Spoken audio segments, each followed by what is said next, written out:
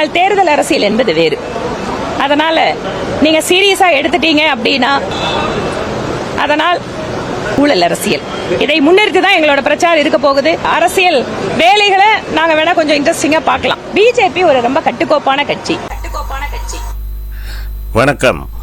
நமது வானதி ஸ்ரீனிவாசன் கோயமுத்தூர் எம்எல்ஏ எப்படி அவங்க ஜெயிச்சாங்கன்னு தெரியும். கமலஹாசனை எதிர்த்து அரசியல்னாக்கா இது தேர்தல் அரசியல் வேறன்னு அவங்களே சொல்லிட்டாங்க எப்படின்னு சொல்லிட்டு அதை பற்றி நம்ம பேச தேவையில்ல.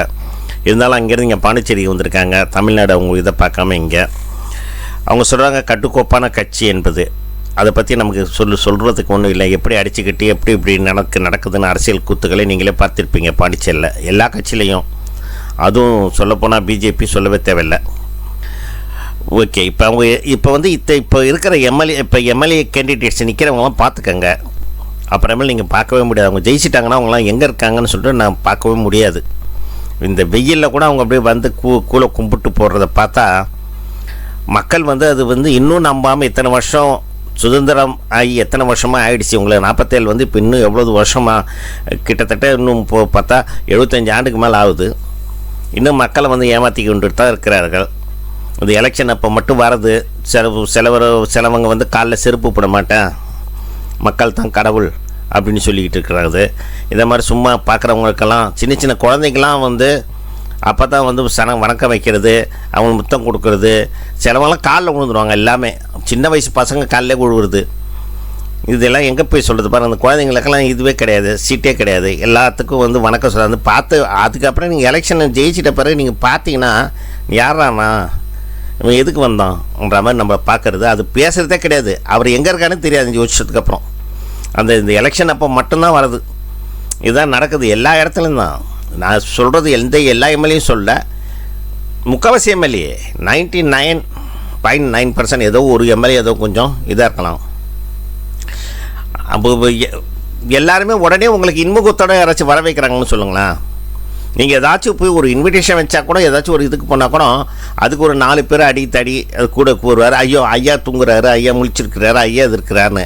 இப்போ பார்த்தா அவர் வந்து ஐயா வந்து அப்படியே வருவார், காலில் விழுவார், கையில் விழுவார். நான் இப்போ அதை செஞ்சேன் இதை செஞ்சேன்னு சொல்லுவார். அது அவர் செஞ்சே இருக்க மாட்டார்.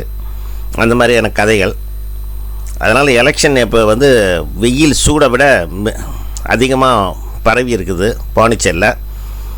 இருக்கிற எம்எல்ஏஸ் யாராவது இருக்காங்களோ எம்எல்ஏ கேண்டிடேட்ஸை நல்லா பார்த்துக்கங்க. அப்புறம் உங்களுக்கே மறந்துடும் அப்புறமேலே இவர் தானே அவருன்னு சொல்லிட்டு. இது ஒரு உங்களுக்கு ஒரு சான்ஸ் அவர் வரவங்களை வந்து நல்லா பார்த்துக்கொள்வது. அதான் அடிக்கடி அவங்க எல்லாத்துக்கிட்டே ஃபோட்டோ எடுத்துக்குவாங்க. வர ஃபோட்டோ கூட எடுத்து வச்சுக்கலாம் நம்ம.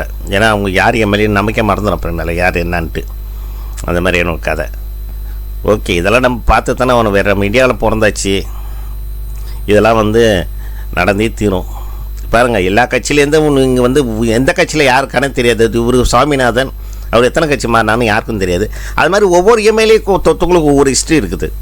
ஒருத்தவர் மட்டும் சொல்லக்கூடாது. ஒவ்வொரு இது யார் இவர் வந்து போன தடவை வேறு இதில் வந்தார், இப்போ இந்த தடவை இதில் வராருன்னு தெரியாது. அதனால் நீங்கள் யாரை போய் என்ன கேட்பீங்க?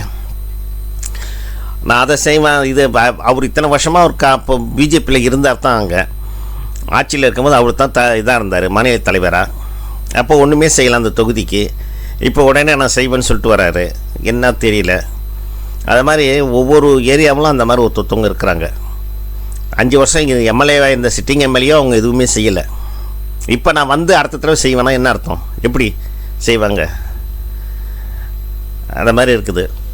அதனால் நாம் தான் வந்து விழிப்புடன் நடந்து யாரும் நல்ல கேண்டிடேட்டோ உங்களுக்கு எந்த வித இதுவுமே இல்லாமல், ஆனால் எல்லோரும் 100% ஓட்டை செலுத்துங்க.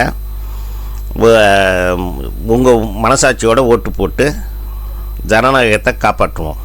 நன்றி, வணக்கம்.